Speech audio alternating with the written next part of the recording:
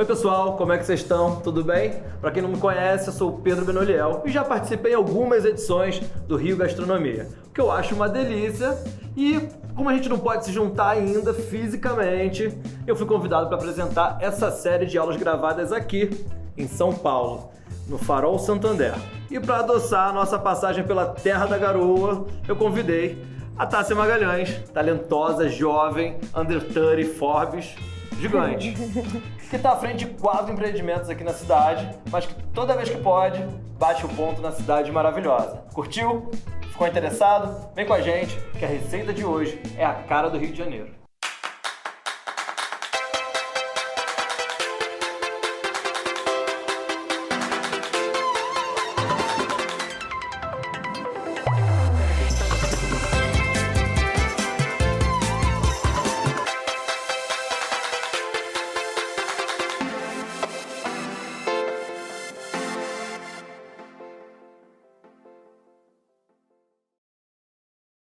Gostamos de pessoas e de suas histórias.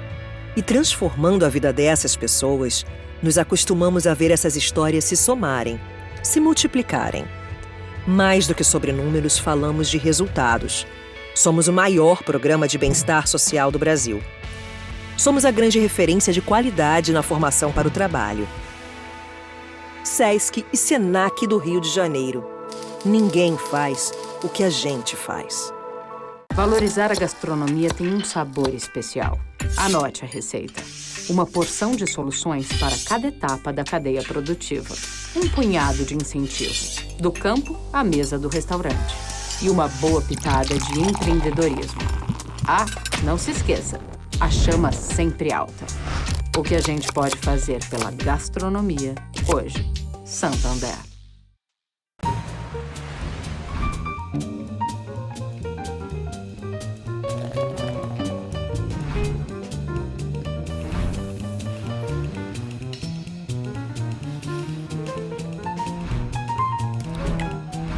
Tá bonita.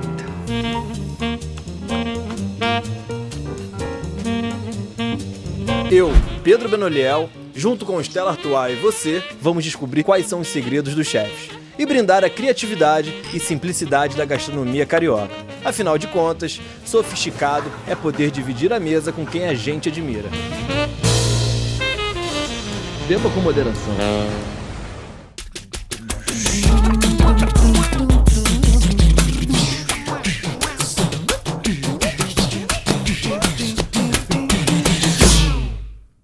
Naturgy.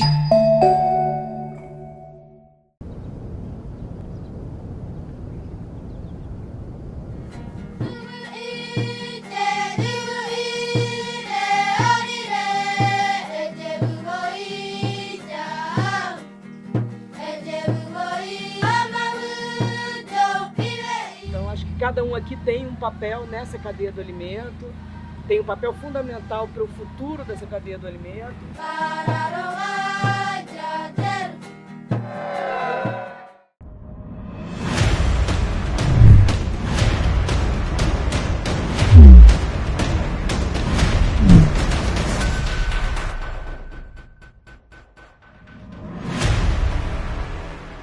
Fala galera do Rio Gastronomia, sou eu, Pedro Benoliel, aqui hoje em São Paulo com a Tássia Magalhães. Ela, pra quem não conhece, chefe paulistana. Paulistana? Do interior de São Paulo. Do interior de São Paulo, mas Paulista. paulista. Que tem 4 empreendimentos que eu vou contar pra vocês aos pouquinhos. E a Tássia hoje vai preparar... Um curd de limão com manjericão e framboesa. Eu sei que você não sabe o que é curd, porque eu também não sabia, também tá tudo certo.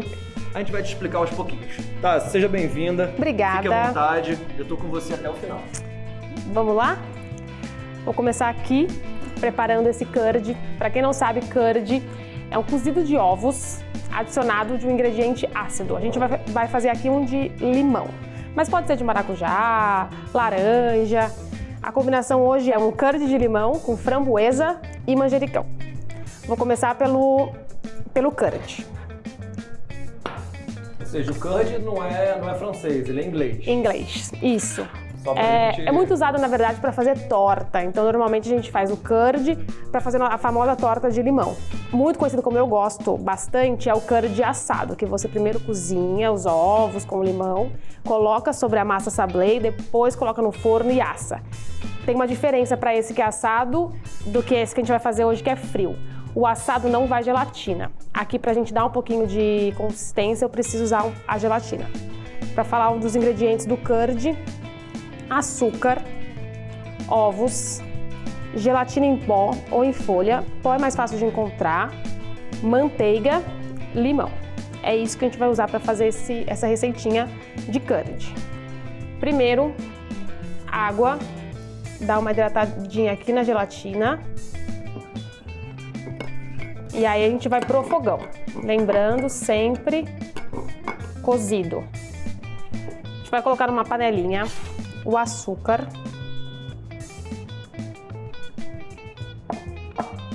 os ovos e o limão e a água que está na receita. Eu não uso toda para hidratar. E a gente vai levar para o fogo até atingir 82 graus. Por quê? Porque como é um cozido de ovos, se cozinhar demais, ele talha. O ideal é que dissolva mesmo esse açúcar. Aqui a gente tem um termômetro, eu vou colocar para vocês verem quantos graus vai. E tem que ir até 80. 80, 82, é mais técnico isso, mas não precisa, né? Não é difícil. Às vezes a gente fala, eu tento simplificar, porque às vezes quando coloca muita coisa difícil, a pessoa acaba desistindo de fazer a receita. Eu comecei na confeitaria faz tempo, porque eu queria mesmo ser confeiteira e tudo mais, eu não sou confeiteira hoje, mas eu queria ser confeiteira. E aí eu comecei na confeitaria, fiquei por um tempo na confeitaria, mas ela me persegue a minha vida toda. E hoje, no meio da pandemia, eu abri uma confeitaria com uma padaria aqui em São Paulo. Tudo começou por conta de um bolo de chocolate. Eu entrei na confeitaria e saí da confeitaria, fui pro fogão, mas sempre tomando conta. Então eu já era cozinheira, mas ficava tomando conta da confeitaria. Criava as sobremesas, passava para a pessoa responsável, mas eu fazia essa parte de criação. E aí, acho que 2013, se eu não me engano, 2014, eu sou louca por bolo de chocolate, mas eu não encontrava um bolo de chocolate simplão, assim, sabe? Sem muita frescura, com muito chocolate. E eu falava, vou fazer um bolo de chocolate e coloquei no meu antigo restaurante. E aí foi, tipo, muito sucesso. E aí eu comecei a ver esse bolo, explodiu, todo mundo queria o bolo de chocolate. E aí surgiu o Meg Market por isso, porque na pandemia, isso foi 2013, mais ou menos, 2014. Tive bolo no restaurante, a galera pedia. E aí na pandemia eu comecei a fazer o bolo pra galera em casa. Aí surgiu a ideia de ter a confeitaria, e hoje disparado, o bolo é uma das coisas que a galera mais pede. E a minha ligação com o Rio, com o bolo, antes de abrir o Meg Market, eu comecei, porque eu tenho muitos amigos no Rio. Meus melhores amigos moram no Rio. E aí eu fazia o bolo aqui e virou uma loucura. Aí veio o Dia das Mães, Páscoa, aquela coisa de chocolate. Aí a galera do Rio falava, Tássia, mas e pra galera do Rio? E pra galera do Rio? Aí eu comecei a colocar 50, 60 bolos no carro e levar pro Rio de Janeiro. E até hoje a galera pergunta, Tássia, não vai ter bolo no Rio? Tássia, cadê o bolo no Rio? Ó, a gente tá com 54. Eu não encosto, tá, o termômetro no fundo, que é realmente para pegar o líquido só. Mas é bem rapidinho. Aqui eu tô com o fogo mais baixo e ele vai mesmo cozinhando sem agressividade, né, do fogo alto. E aí então não talha. Quem tiver um fouet em casa pode usar um fouet também, mais fácil, não tem problema nenhum, mas uma espátula, colher, não desista se não tiver um fouet. Antes de colocar a manteiga, eu vou dar uma mixada aqui nessa mistura de açúcar com ovos. Ó, aqui a gente já tá com 61, 62, está quase no ponto. Quero acompanhar o processo da manteiga. Tá bom. A gente vai até 80, é isso? Isso. Até 80. Esse daqui também não tem problema de acontecer, que na hora que a gente mixar, ele... É o ovo. Ele sai, é o ovo. As claras ficam aí, né? A gente vê que Porque o ovo começa a cozinhar depois de 56, começa a cozinhar. 57, Ele já começa a coagular.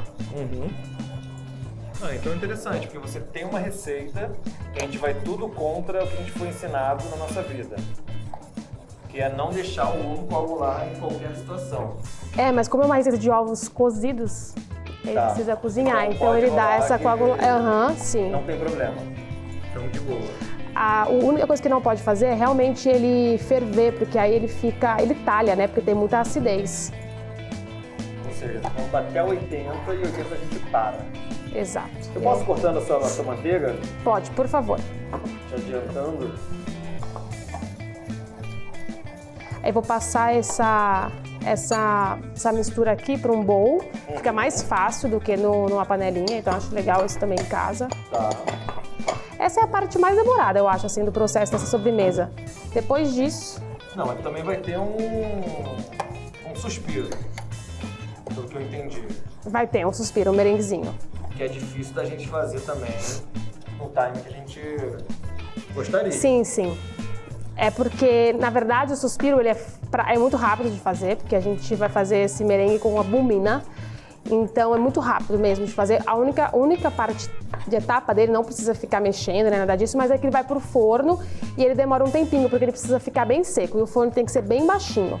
Em torno de 70 graus, assim, para ele ficar bem sequinho. Quase desidratando. Isso.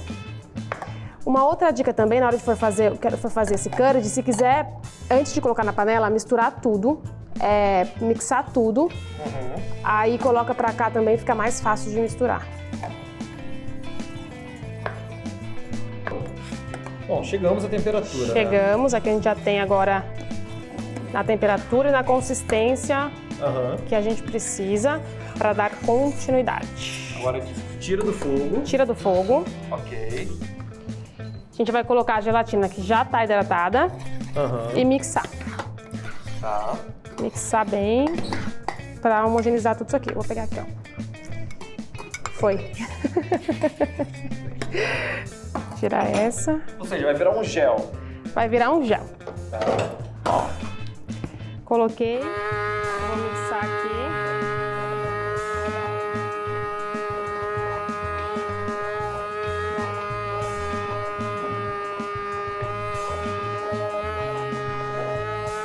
Cremosinho.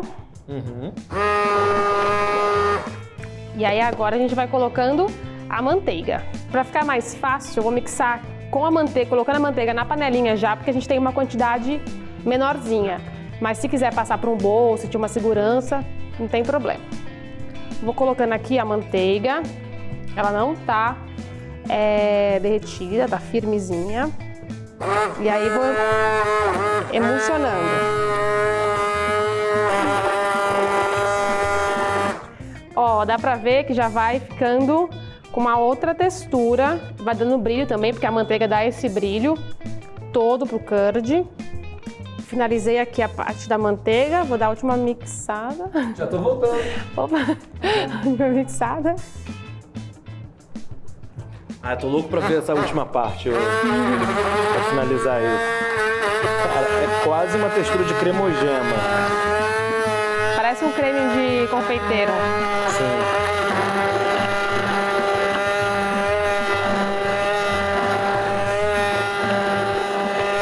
O manjericão vai dentro? Vai dentro. E foi, ó, já tá bem cremoso. Já, como já tá esfriando, né, porque a gente tá mixando fora do fogo, ele já vai pegando essa textura também porque tem a gelatina. E aí com a temperatura baixando, deixa que eu faço pra você. Valeu. Deixa eu limpar minhas mãos, tá cheio de manteiga. Próximo passo. Vamos lá.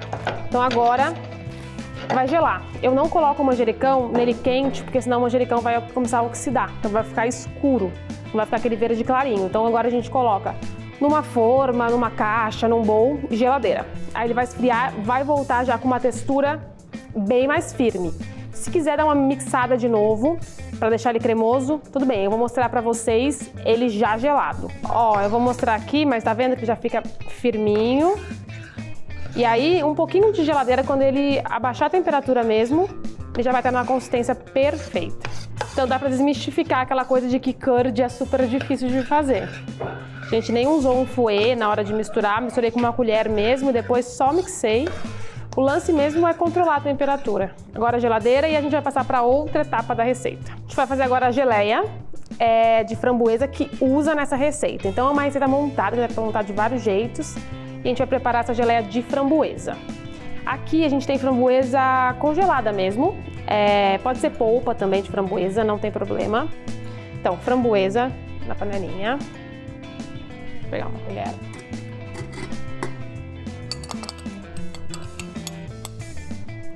Framboesa, pouquinho de limão, tá aí na receitinha. Açúcar. E pectina. Se não encontrar pectina no mercado, pode ser maçã. É uma maçã, a gente faz um purezinho da maçã e coloca no lugar da pectina. E a pectina, ela é encontrada na maçã, nas cascas de algumas frutas, e ela dá essa consistência da geleia mesmo, não deixa escorrer, fica com essa texturazinha de gel que tem nas geleias. O limão é para dar uma acidez. Eu coloco bem pouco limão porque a framboesa já tem um pouquinho de acidez. Então eu coloco um pouquinho. Se não gostar da texturazinha da semente, pode dar uma mixada. Eu gosto dessa textura, então eu vou deixar assim. Quem quiser fazer com polpa também, aí ela fica mais lisinha. Tássia, como é que começou o teu relacionamento com o Rio de Janeiro? Putz, eu sou de Guaratinguetá, né? Que fica bem entre Rio e São Paulo. Uhum. Então eu passei minha infância inteira indo pro Rio, muitos finais de semana. E depois vim para São Paulo, a família do meu pai é de São Paulo, da minha mãe de Guará. E aí vim para São Paulo e fiquei bastante tempo aqui sem quase sair, né? Porque fiquei muito tempo em restaurante. Há uns 4, 5 anos eu comecei muito a ir pro Rio, porque eu tenho muitos amigos no Rio. Uhum. E aí uma das minhas amigas gosta de um pouco de festa, carnaval e blá blá blá. Então aí quando eu tenho uma folguinha no trabalho, eu sempre vou pro Rio e eu tento ir com bastante vezes, porque eu tenho bastante festas. E o Rio de Janeiro, né? Eu amo o Rio de Janeiro. Mas você começou na cozinha através de... Quando é que surgiu a tua história? Conta pra mim um pouquinho. Eu comecei na cozinha, na verdade, na minha casa não tem aquela história de meu pai cozinhar, minha avó cozinhava. Meu pai ainda cozinhava um pouco, mas nem foi por isso. Eu comecei na cozinha por gostar mesmo. Eu era muito fã da Palmeirinha, muito fã da Palmeirinha. Então saía da escola, assistia a Palmeirinha. E aí eu me passei em Direito com 17, mas... Não sei, eu queria muito fazer gastronomia. Aí eu falei pro meu pai, ele me deu um monte de livro, um monte de revista, eu comecei a ler e ele falou, se for isso mesmo que você quer, tranca a matrícula de Direito. Super. Legal. Tranca a matrícula de Direito e bora fazer gastronomia. Aí eu passei, gostei, vim para São Paulo. Assim que eu terminei a faculdade, comecei a trabalhar. Na época o Jefferson Rueda era o meu chefe, eu comecei a trabalhar com ele. Aonde? No Pomodori. Tá. No Pomodori, comecei no Pomodori, eu fiquei 10 anos no Pomodori, porque comecei como estagiária, depois fui pra confeitaria, cozinheira, subchefe, aí depois eu comprei o Pomodori e fiquei 5 anos de chefe lá do Pomodori. Então eu fiquei bastante tempo em um restaurante. Você fez uma boa escola. Exato. Uma baita escola. Ó, aqui a gente tá com a geleia já pronta, de framboesa, é bem rápido, ela já ganhou a texturazinha. Uhum. E aí, geladeira também. A gente vai resfriar. Tá. E a gente vai para a próxima etapa. Aqui açúcar. Uau. Fica doce, né? Adoro. Aqui a framboesa congelada também, pode ser polpa. Eu uso a framboesa para ela ficar rosinha e ter o saborzinho da framboesa também, nesse merengue. Albumina. E a água. A gente vai bater aqui, usar esse globo da batedeira que tem em casa mesmo. Coloco numa velocidade média.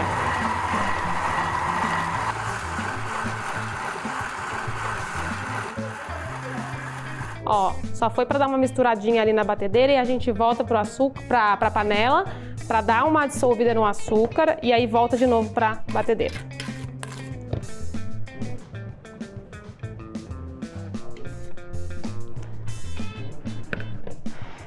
Agora a gente só tem que esperar ele dar aquela dissolvida. Aqui a gente já, ó, só dissolveu o açúcar mesmo. Coloquei tudo, fogo, dissolveu. E aí, batedeira. E até levantar e virar o suspiro.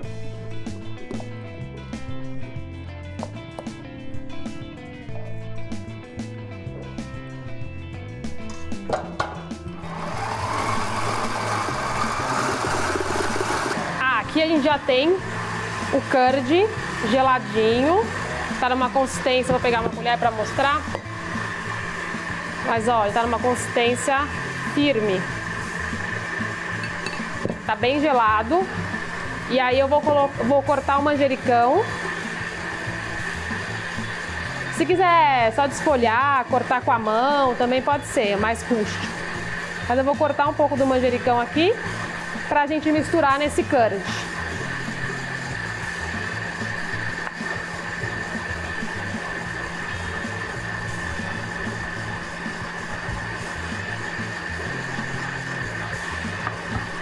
Ah, uma outra dica, se quiser usar hortelã, pode usar também, não tem problema. E por que manjericão?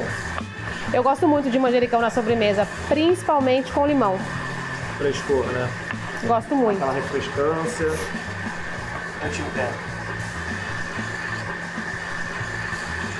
Pronto, o manjericão aqui já cortadinho. A gente coloca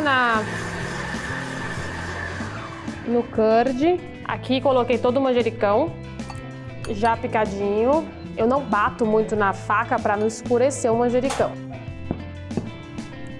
Só misturar bem.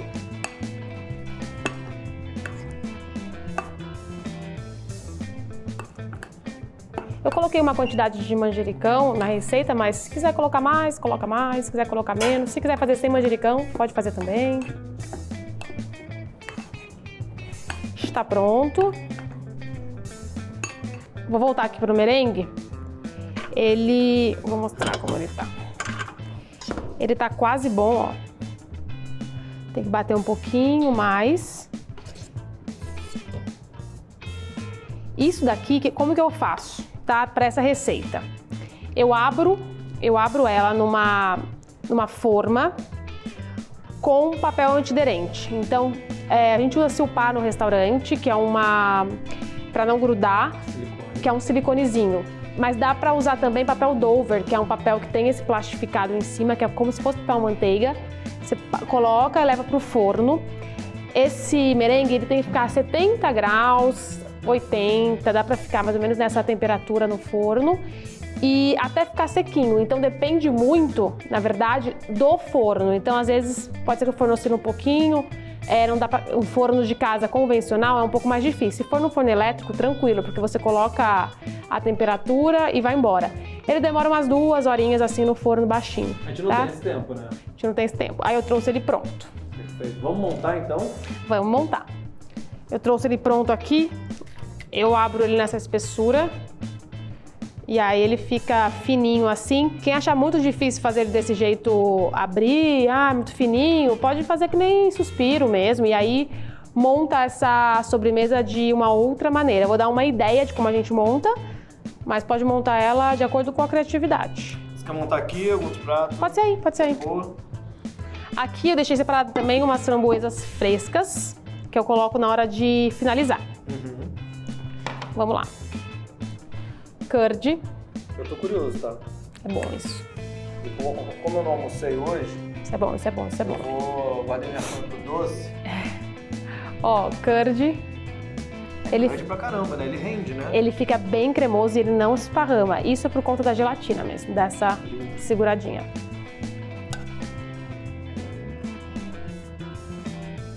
Um pouquinho da geleia. Framboesa. Cortei ali.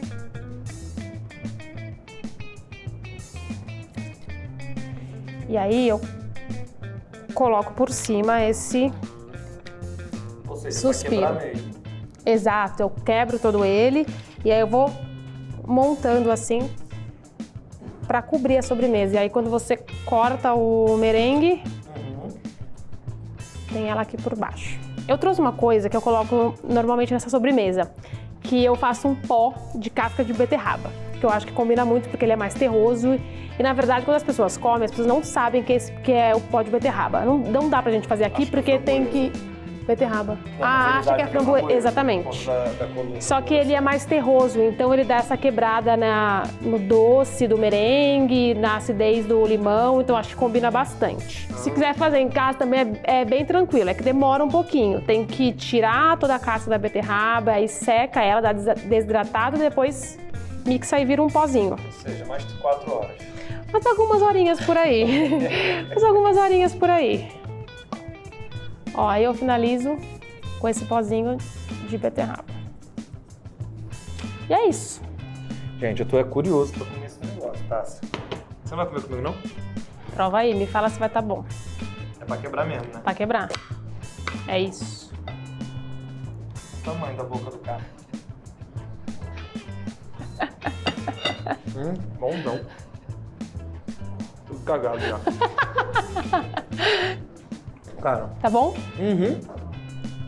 Frescor, acidez, beterrabinha vem para um contraponto gostoso. Adorei. Você não vai comer não, né? Só eu que vou comer mesmo. Não. Beleza, Pode não comer. tem problema. Todo seu. Cara, eu queria te agradecer. Em nome Obrigada. do pessoal do Rio Gastronomia. Obrigada, fiquei muito feliz. Espero que no próximo ano você esteja com a gente presencialmente, se Deus quiser, se tudo der certo. E galera que não conhece a Tássia, segue ela. Dá uma olhada no trabalho dela que é super bacana, tá bom? Beijo, até a próxima, que vem o Rio Gastronomia presencial com a galera de São Paulo junto com a gente. Isso também, aí. Né?